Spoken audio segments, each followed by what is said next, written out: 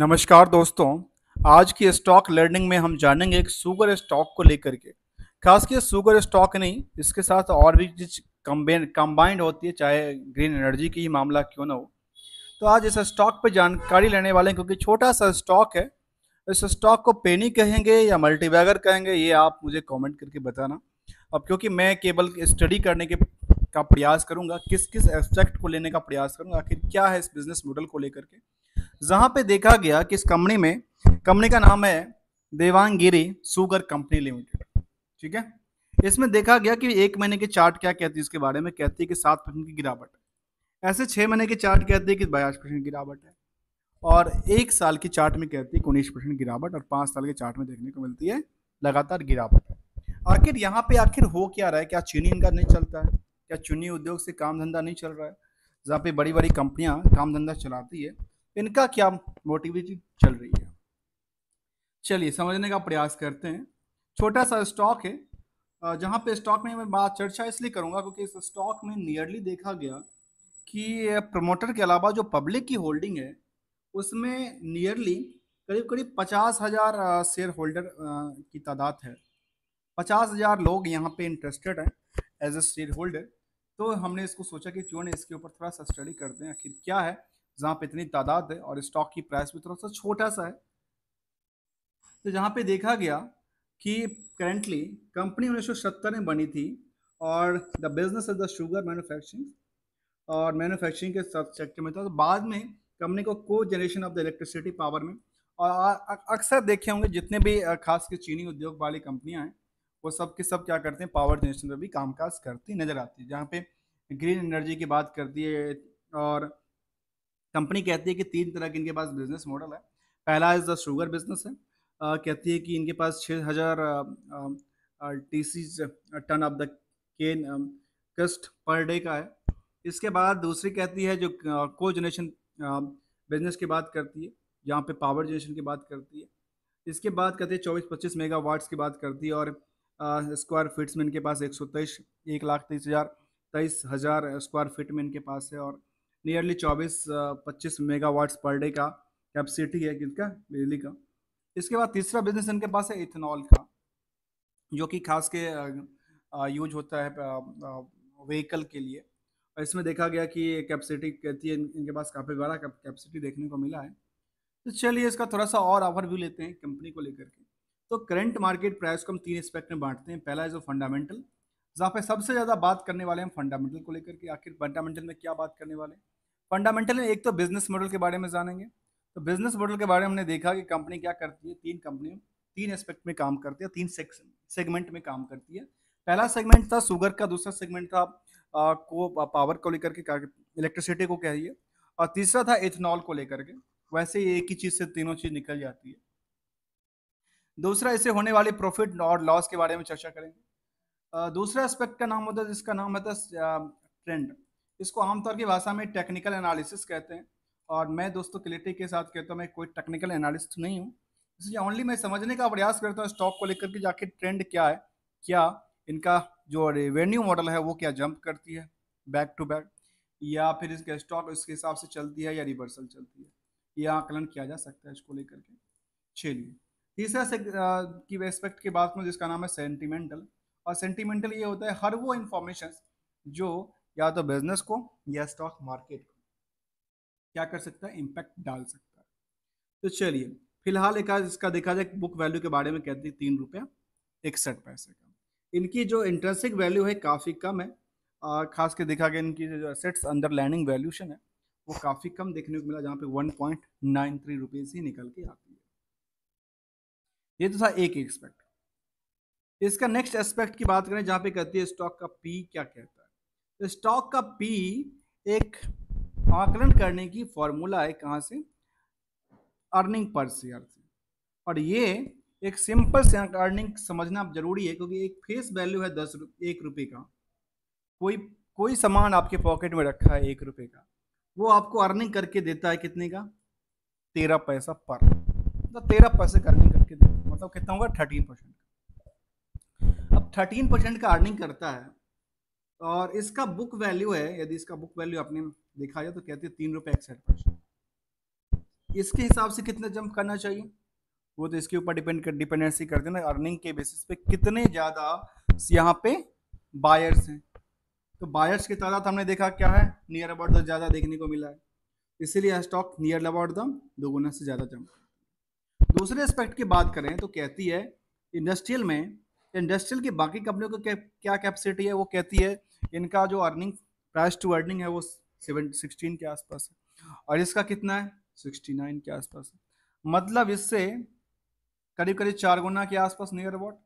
तो 4 गुना क्या है, ओवर वेटेज हो चुका है, ऐसा है तो नहीं है, क्योंकि ये ओवर वेटेज था 12 रुपए तक, लेकिन बाद में इसकी गिरावट के बाद लगता है इसका चार्ट, चार्ट क्या कहती है, चार्ट कहती है लगातार इसका गिरावट है, और इसको एक आंकलन करके देखा जाए तो इसका ये पता कैसे चलेगा चार्ट को लेकर के, बिना चार्ट देखे हुए जो ये स्टॉक फिलहाल किस रेंज में चलती नजर आती है।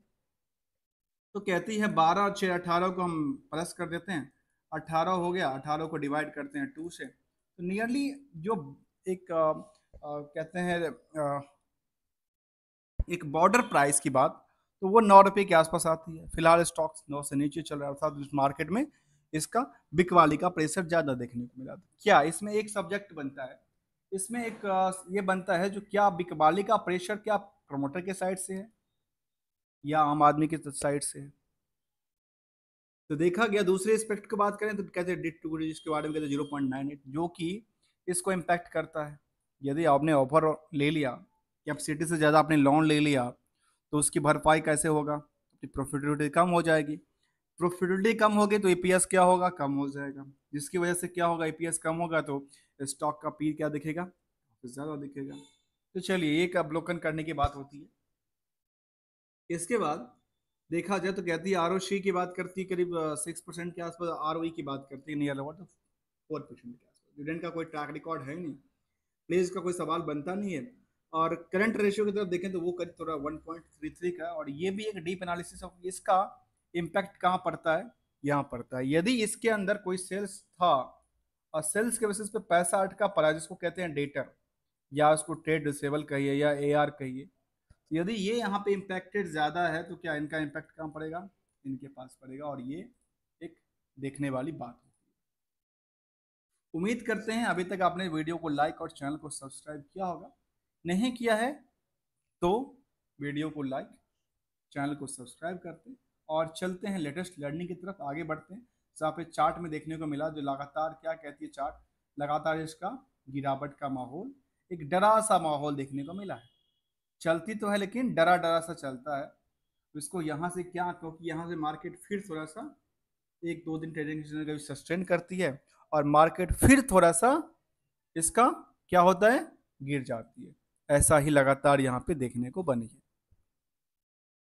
चलिए अगले कदम की तरफ, अगले कदम में देखा जाए स्टॉक को लेकर के क्या कहती है, पीयर्स को लेकर के। तो पीयर्स के बारे में कहती है इनके पास बड़ी बड़ी पीयर्स हैं, रेणुकास हैं, बलराम बलरामपुर चीनी है, त्रिवेणी है, त्रिवेन है, बजाज हिंदुस्तान है, डालमिया भारत है। इनको किससे किससे कंपेयर करें, मुझे लगता है कि इनको नहीं करना चाहिए, मुझे लगता है कि इसको कंपेयर बिल्कुल नहीं करना चाहिए, क्योंकि कंपेयर करने के दो तरीका हो सकता है। खास के कंपेयर कहाँ से किया जा सकता है, खास के कंपेयर किया जा सकता है किस चीज को लेकर के, ये कंपेयर किसके बेसिस पे, सेल्स के बेसिस पे, जो सेल्स परसेंटेज कितना ग्रो कर रहा है ईयर ऑफ ईयर, प्रॉफिटेबिलिटी के बेसिस पे ईयर ऑफ ईयर कितना ग्रोथ कर रहा है। इसको मार्केट कैप से करेंगे तो क्या फर्क पड़ता है, क्योंकि मार्केट कैप तो लगेगा अच्छा है तो बहुत नीचे है। स्टॉक पी किसके हिसाब से दर्ज करता है, ये तो दर्ज करता है केवल और केवल प्रॉफिटेबिलिटी के बेसिस पे। तो ये कुछ जो हमने इंडिकेट लिया है उसको समझना जरूरी होता है स्टॉक को लेकर के। चलिए क्वार्टरली रिजल्ट, और रिजल्ट इसका लास्ट क्वार्टर का आ चुका है। क्वार्टर का जब रिजल्ट आया तो उसके बाद कंपनी ने कहा है जो हमारा क्या है बिल्डअप होती है, कहती नहीं हमने जून में आकर पिट गए। तो इनका क्या है, जून में बिजनेस हमेशा गिरता है, कहती हाँ हमेशा गिरता है, हमेशा ही देखने को मिलता है कि जून वाले क्वार्टर में थोड़ा सा गिरता है, क्योंकि जो कि शुगर केन है उसका यदि वो चीनीज प्रोडक्शन में काम करते हैं तो वो ऑब्वियसली किस में आती है, अक्टूबर टू दिसंबर क्वार्टर में आती है, और उसका कारोबार कब चलता है, दिसंबर टू मार्च क्वार्टर में। इसमें जो कारोबार बच जाता है, इसमें कारोबार क्या होता है, केवल केवल सेल का कारोबार बचा रहता है मार्केट में उसका। आगे क्या कहते हैं इसके बारे में, आगे कहते हैं प्रॉफिटेबिलिटी के बारे में, नियर अबाउट द करीब करीब 94 लाख का प्रॉफिट बनाती है, जबकि पहले कंपनी 5 करोड़ से ज्यादा का प्रॉफिट बना चुकी है। यहाँ पे क्या है, एक क्यू और क्यों हिसाब से गिरावट देखने को, एक भयभीत सा नजर आता है। अब दूसरा एंगल कहता है इसके बारे में, एक नजर हम सेगमेंट पे आज भी देखने का प्रयास करेंगे। अब यहाँ पे दूसरा एंगल कहती है, दूसरा एंगल क्या कहती है इसके बारे में, तो नजर डालते हैं। वो कहती है जो 200 कितना तक पहुंचा है, 217 करोड़ के आसपास, जो कि पिछले पीरियड से क्या था 23 और वाई में देखने को ये मिला, जो गिरावट है, सीधा सीधा देखने को मिलता है। अब गिरावट है तो प्रॉफिट के बारे में क्या कहती है, तो प्रॉफिट के बारे में कहती है हम तो सस्टेन कर गए मिला जुला करके, लेकिन गिरावट है, मिला जुला करके सस्टेन कर गए लेकिन गिरावट है। ठीक है, अगले कदम पे देखें, अगले कदम के बारे में चारों के चार इंडिकेटर देते हैं यहाँ पे हिस्टोरिकल डेटा के बेसिस पे, और वो शायद पसंद नहीं आ रहा है लोगों को। अब पसंद आ रहा है नहीं आ रहा है ये तो आप कमेंट करके बता सकते हो, क्योंकि लास्ट कुछ सालों का जो डेटा है सेल्स तो ग्रो करती है, बाकी कुछ में प्रॉफिटेबिलिटी ग्रो की बात करती है, बाकी क्या है सीजीआर की बात करती है, यहाँ पे रिटर्न इक्विटी बात नहीं करती है। ठीक से चलिए अगले कदम पे देखते हैं कंपनी को लेकर के आखिर क्या क्या और कुछ है कंपनी को लेकर के। तो प्रोडक्टिविटी में उन्होंने कहा कि शुगर है, को जनरेशन का काम है, डिस्टिलरीज का काम है और एविएशन का काम है। यहाँ पे देखिए एक नया सेक्टर में कंपनी आ गई है। एविएशन का क्या काम करती है, कहती है देखिए जो कि शुगर कंपनी है, sugar factory takes aviation to new high with the fleet of the helicopter. अच्छा, इसका मतलब ये हुआ जो कंपनी एक शुगर मिल चलाते चलाते, पहले उन्होंने पावर जनरेशन का काम किया, फिर उन्होंने क्या काम किया, इथेनॉल बनाने का काम किया, उसके बाद उन्होंने हेलीकॉप्टर भी खरीद लिया। अब हेलीकॉप्टर खरीद लिया तो उसको क्या करती है, रेंट करती है, to provide a swift and the reliable transportation solution for the exclusive and the stakeholder. Elaborate your the business operation with the aerial services. अब हेलीकॉप्टर की सर्विसेज भी प्रोवाइड करती है, क्योंकि जमीन तो उनके पास काफी था ही उस क्रम के अंदर से। तो ऑब्वियसली क्या हुआ, 4 सेक्टर इनके पास हुआ। कहती है trust to the soar above us, और इसका कुछ हैशटैग टैगलाइन की बात करती नजर आती है। कितने फ्लीट्स हैं इसकी बात यहाँ पे करती नजर नहीं आती, केवल रेंट पे लगाती है उसकी बात करती नजर आती है। State of the arts helicopter system ready for rent. चलिए अगले कदम की तरफ, अगले कदम में देखेंगे हम कंपेयर करने वाले हैं बैलेंस शीट और पीएल को, जो कैक्सिस को लेकर के। जो ईपीएस की पार्ट थी जिसपे हमने कहा था कि ईपीएस की पार्ट्स कहाँ से चलती है, यहाँ से चलती है करंट रेशियो वाला पोजीशन से। यदि कुछ ऐसा इसको एआर कहें या टीआर कहें, इसमें कुछ पड़ा होगा तो इसका इफेक्ट कहाँ पड़ता है, इसके ऊपर पड़ता है। और कुछ इफेक्ट की बात करेंगे आगे चल करके। चलिए जानते हैं इसको लेकर। जहाँ पे कंपनी ने कहा जो बोरोइंग्स के पार्ट क्या करती है, कंपनी लगातार बिल्डअप कर रही है, अर्थात कंपनी ने पैसा लिया, बोरोइंग्स लिया और बोरोइंग्स को क्या किया, बिजनेस में लगाया। चलिए बिजनेस में लगाती है तो क्या कहती है, इन्होंने एसेट्स क्रिएट किया, कहती है फिक्स एसेट्स उतना का उतना पड़ा हुआ, कुछ मूवमेंटल नहीं हुआ। यहाँ पे ट्रेड डिसेबल की बात करती है कंपनी, और ट्रेड डिसेबल की बात करती है इन सेक्टर के अंदर। देखा गया कि नियरली इनके पास करीब करीब 30 करोड़ तक का ट्रेड रिसेबल पड़ा हुआ है। नियरली लास्ट क्वार्टर में 18 करोड़ का पड़ा हुआ था। इस 18 करोड़ का जो रिसीवेबल्स पड़ा हुआ है उसका आकलन कहाँ से करें, क्योंकि टोटल पूरे साल में करीब करीब 200 कितना करोड़ का, 17 करोड़ का टर्नओवर हुआ, अर्थात 10 करोड़, 10% से कम का क्या मिला, चलिए मानते हैं 10% से कम का मिला टीआर। अब 10% से कम के टीआर में जो प्रॉफिटेबिलिटी बेसिस था 12 करोड़ का, उससे क्या हुआ, 150% बढ़ गया। यहां से 150% की जंप लगा दिया।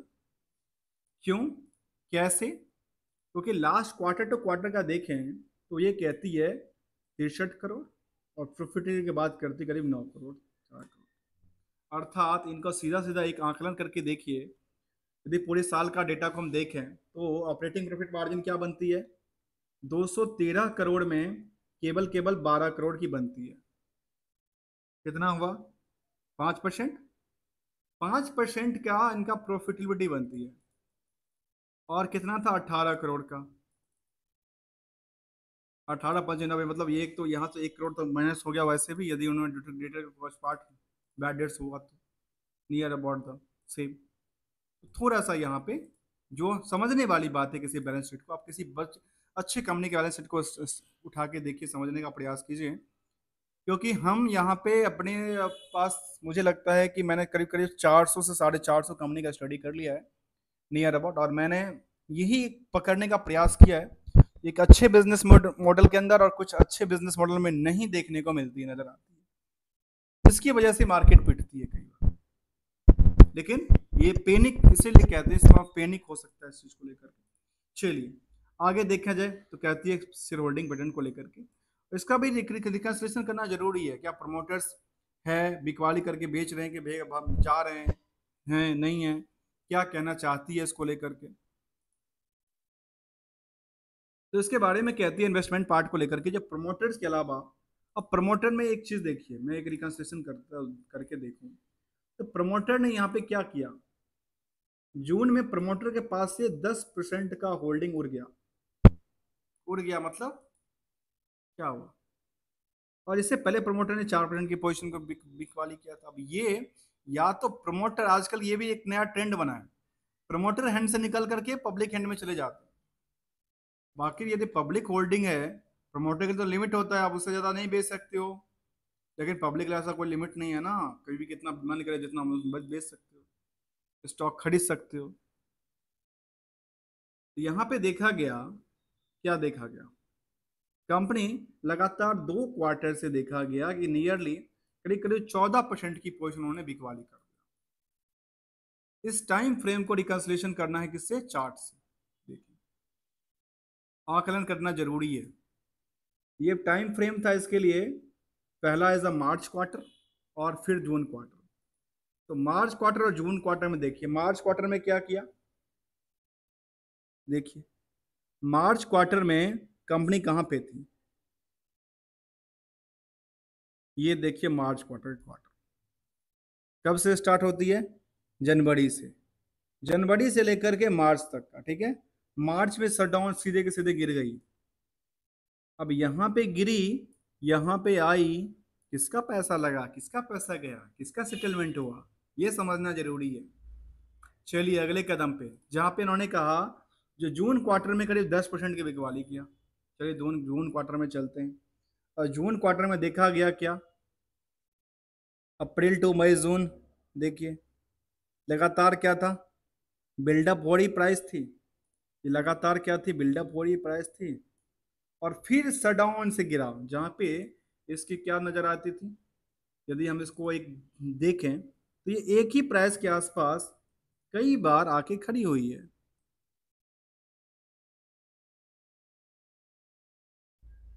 देखिए इस प्राइस के आसपास से मार्केट जंप करना चालू किया था, जहां पे प्रमोटर ने अपनी पोजीशन को शिफ्ट किया था, फिर यहाँ पे पोजीशन को शिफ्ट किया, फिर यहाँ पे शिफ्ट किया, मतलब लगातार प्रमोशन क्या हो रही है, प्रमोटर की शिफ्ट हो रही है, और ये आम के बाद शिफ्ट होती नजर आती है। आखिर उन्हें बेचा किसने, वो एक सवाल बनता है कई बार मन में। तो बेचा किसने, इसका सवाल ये बनता है इसमें किसकी पोजीशन हल्का हुआ, ठीक है। तो इसमें देखा गया, मैं कुछ यदि आकलन करके देखूं तो यहाँ पे जो 74% की पोजीशन थी, उसमें से नियरली क्या देखा गया, 4% की यहाँ शिफ्ट करती है इनका, जो मेन इनका गणेश एसएस के नाम से है, 4% की पोजीशन यहाँ शिफ्ट करती है, और दोबारा इनकी ही शिफ्टिंग देखने को क्या मिलती है, नियरली 45 से 35% पे आके अटक। अर्थात इनकी पोजीशन कहाँ शिफ्ट हुई, किसके पास शिफ्ट हुई, क्या उन्होंने किसी को दिया, गिफ्ट दिया, क्या दिया, नहीं दिया, कुछ ऐसा डेटा होगा। तो सेंटिमेंटल में एक नज़र हम डालने का प्रयास करते हैं। सेंटिमेंटल के बारे में कहती है, यहाँ पे लेटेस्ट अनाउंसमेंट की बात करती है, ऑडिटेड फाइनेंशियल स्टेटमेंट की बात करती है, रिजल्ट फॉर द क्वार्टर की बात करती है 30 जून का। मीटिंग की बात करते हैं, बोर्ड मीटिंग की बात करते हैं, बोर्ड मीटिंग और क्वार्टरली की बात, बाकी कुछ ऐसा देखने को नाउ स्वदेश hold today on the ET now, और एक ईटी नाउ पर उन्होंने 4 जुलाई को एक टेलीकास्ट किया था, telecast interview for the executive director of the company Abhijeet Shaman, जो इनका ईटी नाउ पर उन्होंने एक इंटरव्यू दिया था, उनका अपडेट्स यहाँ पे देखने को मिला है। इसके बाद कहती है होल्डिंग पैटर्न को लेकर के जो आखिर रिटेल का क्या तादाद रहा। तो रिटेल के तादाद की बात करें तो कहती है कंपनी नियरली 9 से 10% की तादाद किसकी है। 10% तो 2 लाख से नीचे वाली तादाद है, और 11% से ज़्यादा किसकी तादाद है, नियर अबाउट 20% के आसपास की तादाद किसकी है, एक इंडिविजुअल का तादाद देखने को मिला है इस स्टॉक में बने हुए।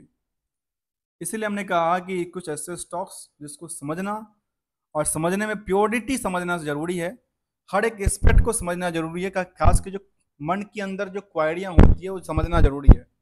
क्वायरी कहाँ से आना चाहिए, कैसे आना चाहिए, दोस्तों आप फीडबैक करके बताना। I am also as learner parts, और हमने एक समझने का प्रयास किया स्टॉक को लेकर के, जहाँ पे हमने चार्ट को एक रिकन्सिलेशन किया, किससे लेकर के, इनके शेयर होल्डिंग पैटर्न को लेकर के, बाकी सारे एस्पेक्ट को लेकर के। Thank you so much for joining है दोस्तों।